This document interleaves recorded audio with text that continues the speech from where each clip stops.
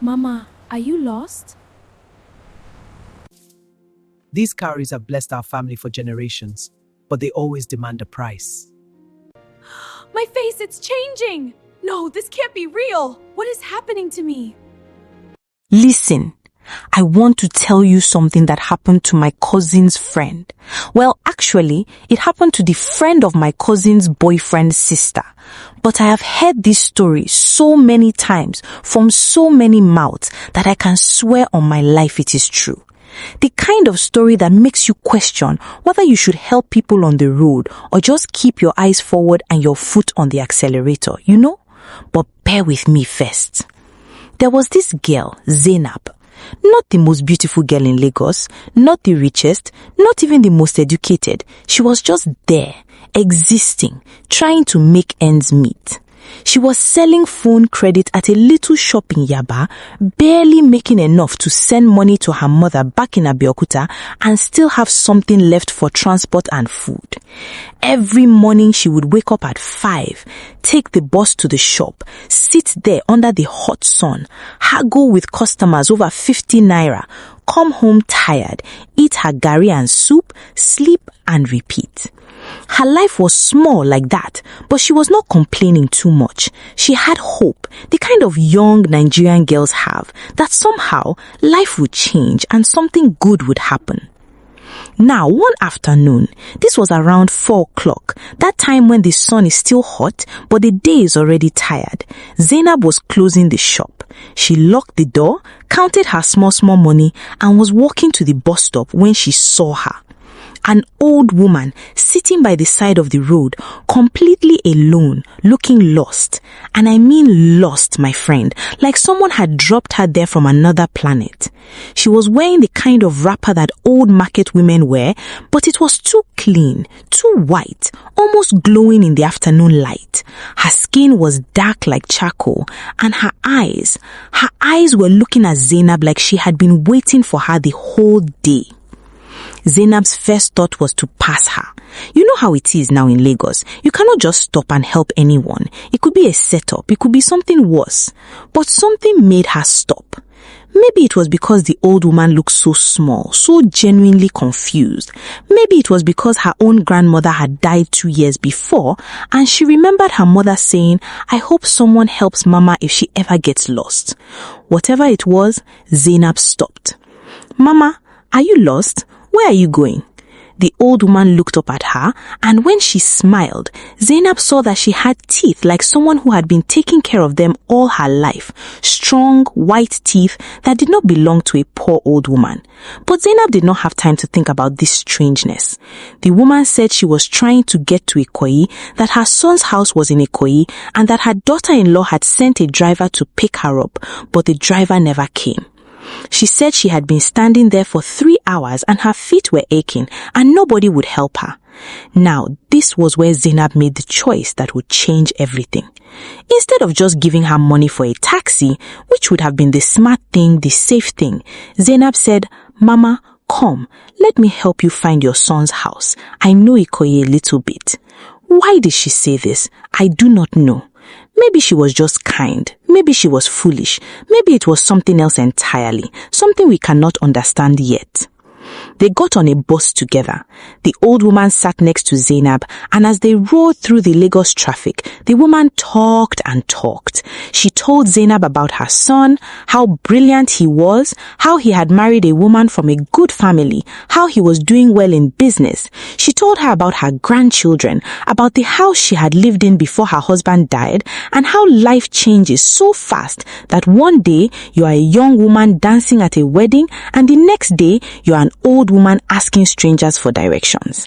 And Zainab found herself actually enjoying the conversation. The woman was funny. She made jokes. She was not sad or bitter like you would expect an old woman to be. She was almost luminous, you know, like there was something shining inside her, even though her body was bent and old. When they got to Ikoyi, Zainab helped her find the house. It was a big house, one of those houses that make you understand the difference between people who have money and people like Zainab who have to count every naira twice. The old woman rang the bell and a confused housemaid opened the gate saying, "Mama, we were not expecting you. Oga said the driver went to the airport." But the old woman just smiled and walked inside like she owned the place, and Zainab was about to leave when the woman called her back. "My daughter, come inside. Let me give you something to eat. Let me thank you properly." Zainab wanted to refuse. The night was coming and she had spent so much time already, and her mother would be waiting for her at home. But something in her could not say no to this woman. So she went inside and the woman gave her food, proper food, the kind Zainab had not eaten in months. Rice and stew with meat, fried plantain, a cold drink, and the woman sat with her and watched her eat like a mother watching her own child. And there was something so genuinely kind about her that her tiredness just melted away. When Zainab finished eating, the old woman stood up slowly, her joints cracking like old wood, and she walked to her room. She came back with a small leather pouch, the kind old people keep their money in or their important things, and she opened it, and inside were cowrie shells. Not the broken kind, not the cheap kind you find in craft markets. These were perfect, gleaming, ancient looking, the kind that felt like they had been in someone's family for more than 200 years. "My daughter," the woman said, holding out a handful of these cowries, "take these. These are for you. These are a gift, and they carry something with them." Zainab tried to refuse. She said, "Mama, no, I did not help you for money. I helped you because you needed help." But the woman pressed the cowries into her hand and closed Zainab's fingers around them, and her hands were warm and strong and somehow ancient. And she said, "Listen to me. These cowries are blessed. They are very old and they have brought wealth to everyone in my family for more than 200 years. I am giving them to you because I see something in you. I see that you are kind, and the world does not reward kindness easily. These will reward you for it." And then she said something that should have made Zainab run out of that house screaming. She said, "But there is a price. Everything has a price. The price for these cowries is that you must give something in return." Zainab asked, "What kind of price, Mama?" And the old woman smiled that smile again, and her teeth looked even whiter in the lamplight, and she said, "You will see. You will understand when the time comes." Zainab should have put those cowries back on the table and left, but she did not. She held them tight, and she thanked the woman, and she left that house that night with the cowries in her pocket, feeling strange, feeling like something had shifted in the air around her, feeling like she had been chosen for something she did not understand. For 2 weeks, nothing happened. Zainab went to work, sold her phone credit, went home, ate her food, slept, and repeat. Her life was small like that, but she was not complaining too much. She had hope, the kind of young Nigerian girls have, that somehow life would change and something good would happen. Now, on the 15th day, her life started to change. A customer came to the shop, a big man in a big car, and bought 5,000 naira credit at once. He liked Zainab, and he came back the next day and bought more. By the end of the week, he was coming every day and they started to talk. And he told her he owned a small business and he liked her sense of humor. And within a month, he had offered her a job as his office manager. The money was 4 times what she was making at the shop. She took it. In the new job, she met another person, a woman who ran a small fashion line, and they became friends. And this woman invited Zainab to invest in her business. And Zainab had just received her first big salary, and she invested. And within 3 months, the business had exploded. Her 500,000 had turned into 3 million. Everything that she touched was turning to gold. Money was coming to her from everywhere. Her mother got sick and she had money for the best hospital.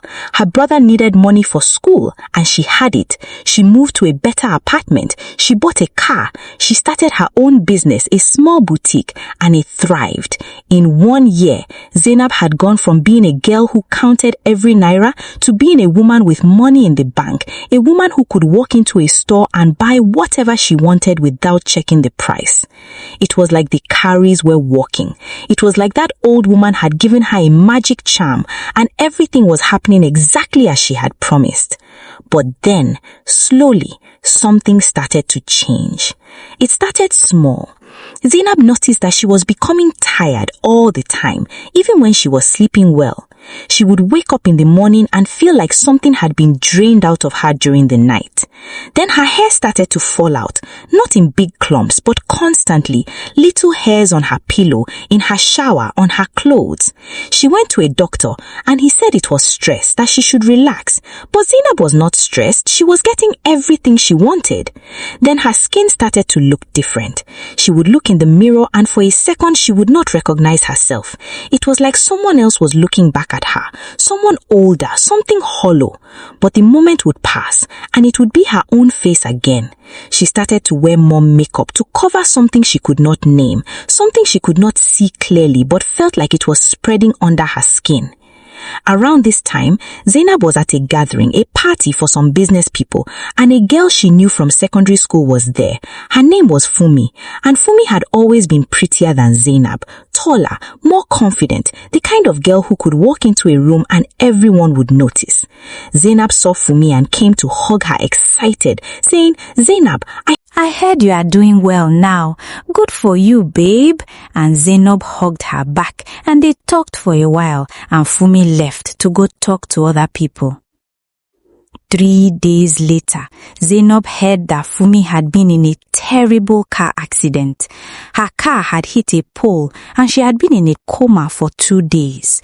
When she woke up, she was fine physically, but something was wrong with her mind. She could not remember people. She did not know how to speak properly anymore. Her family took her to doctors and nobody could explain what had happened to her. And Zainab felt it. In that moment when she heard about Fumi, she felt something inside her that was not her. She felt a kind of hunger, a kind of satisfaction, like something in her had taken what it needed and was full now. She went home and opened the box with the cowries. There were fewer cowries than there had been before. She counted them 3 times. She remembered giving exactly 35. Now there were 33. That was when Zainab understood. That was the moment of realization that horror consists of. Not a monster jumping out, not blood and death, just the quiet understanding that she had made a deal with something that was not human, and the price was not money. The price was other people. The price was pieces of them, their health, their minds, their futures. She ran to that house in Ikoyi where she had left the old woman. But when she got there, a young family was living there. The old woman had never existed. There was no record of her, no housemaid who remembered her, nothing.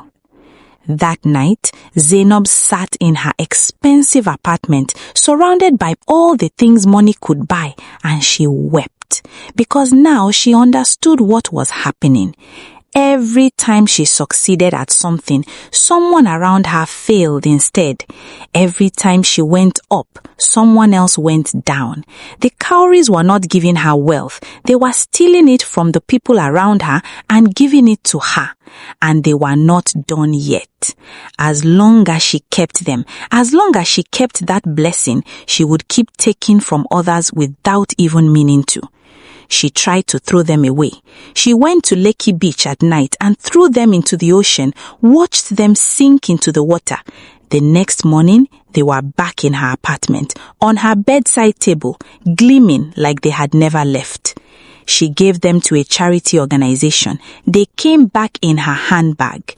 She buried them in a cemetery. A week later, someone dug them up and returned them, saying they had found them and thought she might want them back. And all the while, more people around her were falling. Her business partner got malaria that would not go away. Her mother developed high blood pressure. Her brother's child was born with a problem that required expensive surgery. Her friend started having accidents, illnesses, losses.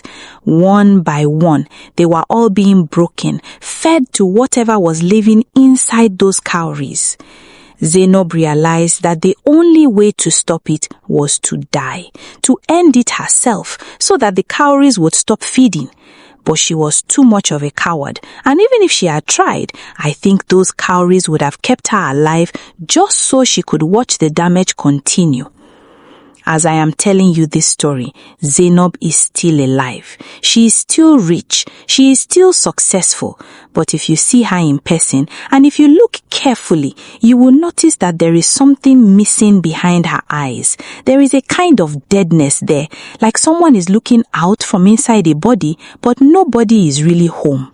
She has not smiled since the day she buried those cowries in the cemetery. Her mother told someone who told someone else who told my cousin's boyfriend's sister that Zainab sits in her apartment most nights, just staring at nothing, and that sometimes late at night you can hear her crying in a voice that does not sound quite human anymore. The cowries are still with her. They have never left. And I heard, this is from a woman who claims to have seen them, that if you look at them under certain light, you can see faces in them. Not people you know, but people who have been broken so that one girl could be rich. The lesson, my friend, is not just do not take gifts from strangers. That is too simple. The lesson is that this world does not work the way we think it works. When something too good happens, when fortune comes too easily, when everything you touch turns to gold, ask yourself, what is the real price? Who is paying it instead of you? Because in a world like ours, where some people have everything and some people have nothing, there is no such thing as unearned luck. There is only borrowed luck, and the people you are borrowing it from don't even know it yet that they are the ones who have to pay the debt. Zainab is not a bad person. She did not ask for the cowries. She was kind, and that kindness was weaponized against her. And now she is trapped in a kind of living death, rich beyond measure, but poor in every way that matters. Her people around her are broken, one by one, and she cannot stop it. She cannot even escape it from dying, because the cowries, whatever they are, have decided they are hers to use. So, when you see someone who has suddenly become very rich, very successful, very fortunate, look at their eyes. Look at the people around them. See if there is a pattern of breaking, of falling, of withering. Because the cowries are still out there, my friend. And there might be more than one set. And the people carrying them don't even know what they are carrying yet. If this story gives you chills, then you already know the forest still has many secrets. Like and subscribe now, because the next tale might be the one the elders were afraid to tell. Sleep well, my friend. Sleep very well.